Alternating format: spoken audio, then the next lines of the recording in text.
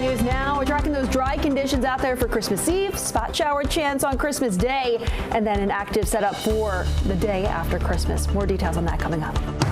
A Laurel woman born in the U.S. detained by ICE. It's very troubling when the government makes a mistake like this. Since we've taken on this case, every day something worse has happened. The threat of deportation just before the holidays.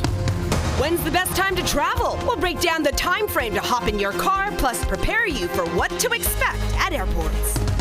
So it's just kind of nice to get out and see the stores, see the products, hold the products. Some last-minute shopping in Tyson's, the appeal of in-person, and how procrastinators are navigating the heavy crowds. You're watching the station covering all of the DMV. This is DC News Now. Hi, everyone. Thank you so much for joining us for DC News Now at 9. I'm Susan Tran. Hi, everybody. I'm Chris Flanagan. Let's take a live look on this Tuesday night at Reagan National Airport. And we're seeing a little bit of a warm-up here. Not a bad night to fly the next couple days. Getting the grandmas, probably not a problem.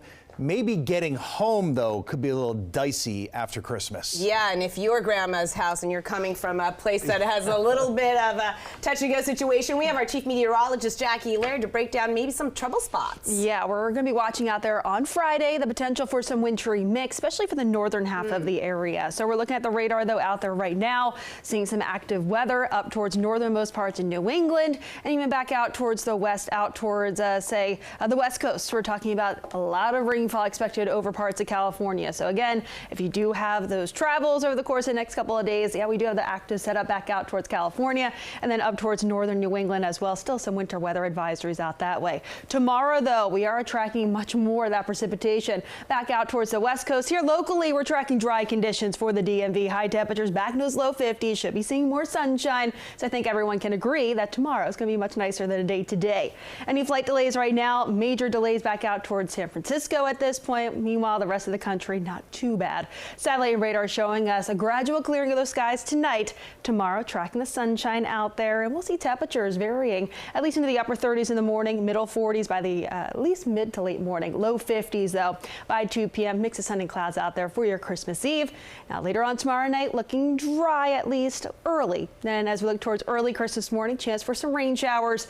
Then keeping a close eye on Friday for the potential of that wintry mix. I'll go over those details, the timing of that next system coming up in just a few minutes. All right, Jackie. AAA anticipates 8 million people will be flying during this very busy stretch. The FAA says there are more than 45,000 flights today alone, and nearly half are delayed. FlightAware is showing more than 23,000 were delayed so far throughout the day. A reminder, airlines are no longer obligated to pay for any food or hotel stays if your flight is canceled or there is an extended delay and it means that you miss your connecting flight. The Trump administration rolled back the Biden-era protections back in November. Did you know the FAA has its very own holiday travel guide? This is a look at it live right now online. You can see that it predicts tomorrow and Thursday to see about 10 to 14,000 fewer flyers than we saw today and yesterday. That's because Christmas Eve and Christmas are not expected to be bad travel days. Many people will, of course, already be at their destinations. Coming home, though, Friday expected to be the busiest one for travelers. Experts say to leave early in the morning or wait until after 8 at night to drive. Many drivers getting the gift of lower gas prices. AAA shows December has been the cheapest month for prices at the pump this year. In the DMV, a gallon of regular unleaded averaging $2.77 in Maryland, a penny more in Virginia, and $3.16 in the district. The national average, $2.85. And new tonight, a Maryland mother is in an immigration detention center. ICE agents accusing the 22-year-old of being in the country illegally. But her attorneys say she's a citizen, and they've not been able to contact her since she was arrested. DC News Now's Daniel Hamburg joining us live tonight in studio. And Daniel, how did this confusion happen? Well, Susan, lawyers for Dulce Consuelo Diaz Morales from Laurel says she's at an ICE detention facility in Texas. As far as they know, she was arrested December 14th, and since then, a federal judge ordered she can't be removed from the U.S. while the case is being decided. Dulce Consuelo Diaz Morales was leaving a Taco Bell near Baltimore on December 14th when the car she was riding in was surrounded by ICE agents. Her sister Shirley was driving. So he was inquiring why they were taking dulce and repeatedly stating that they were from here, from the U.S., from the United States of America, and they were not provided an explanation as to why they were taking her sister. Immigration attorney Zach Perez says she was born in Maryland, but lived the majority of her life in Mexico until she came back 2 years ago. We do know that when she traveled from Mexico that it was an emergency situation and she didn't have personal documentation on her. The Department of Homeland Security said she did not provide a U.S. birth certificate or any evidence in support of her claim that she is a U.S. citizen, further saying on October 20th, 2023, when CBP encountered her near Lukeville, Arizona, she claimed she was a citizen of Mexico. They don't have their facts straight.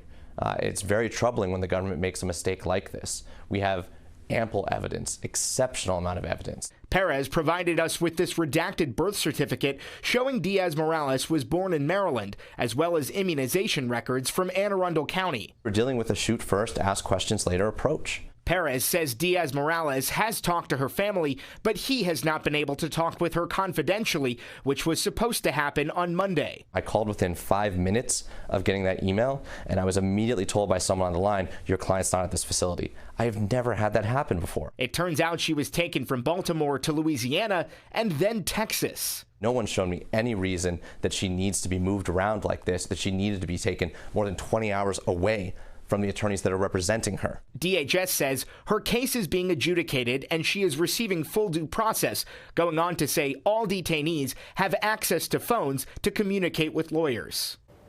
Perez says he tried another 10 times today to get in contact with Diaz-Morales, but was again unsuccessful. In the studio, Daniel Hamburg, DC News Now.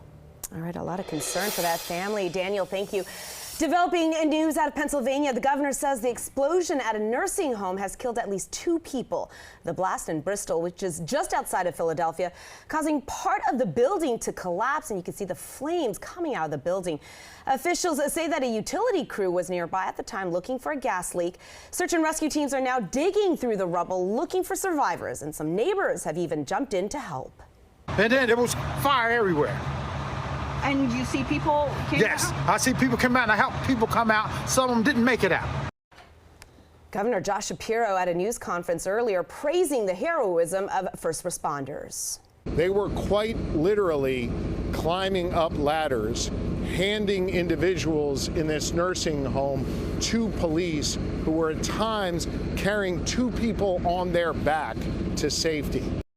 Goodness, a harrowing night out there and right outside of Philly. He goes on to say that they're looking to see if there was indeed a gas leak and if that was the cause of the blast. Crews have since shut down the gas and electricity in the area as a precaution. In Maryland, Montgomery County Police working to learn more about a man shot in Silver Spring.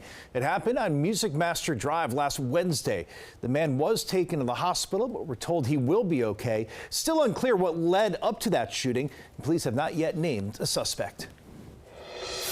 Happening now, we are officially in the final stretch of holiday shopping, and stores, as you can see, are packed. Thrill seekers, you know who you are. You're out there in the mall mosh pit, surfing the sales, being buoyed by all that adrenaline of those crowds. Yeah, in the mall madness, DC News Now's Ya-Marie Sase. She is at Tyson's Corner Center. So Ya-Marie, what are the crowds like out there tonight?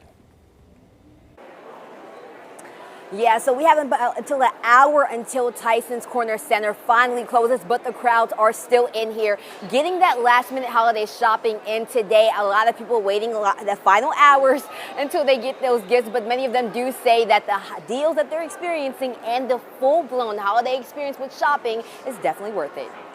So many people are just rushing and bustling around to get those gifts. Tyson's Corner Center was packed with shoppers on Tuesday, many of them scrambling to find those last-minute holiday presents. You know, procrastinating is something that I'm used to. And they're far from alone. According to a survey from the International Council of Shopping Centers, 90% of Americans wait until close to Christmas to shop. Everything's here. Like, I didn't get anything before today, and then I found everything today. I got some athletic wear for some family and some friends, trying to help them with their New Year's resolution. Despite the heavy crowds, many say the lines move quickly. The lines were pretty long, but there was no long wait, I would say. Everything was moving pretty fast. And for the Decker family, shopping at Tyson's just days before Christmas is a holiday tradition. I like to see and touch and, feel the products, so I like the in-person. And scoring those last-minute deals made the shopping experience even better. The prices are definitely higher than they were last year, but we've been able to catch a couple of sales. We had a surprise discount with a couple of items, so. And for the Bouri family,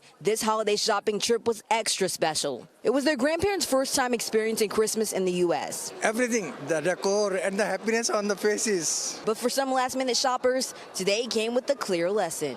Get it done sooner than later. Merry Christmas, happy holidays.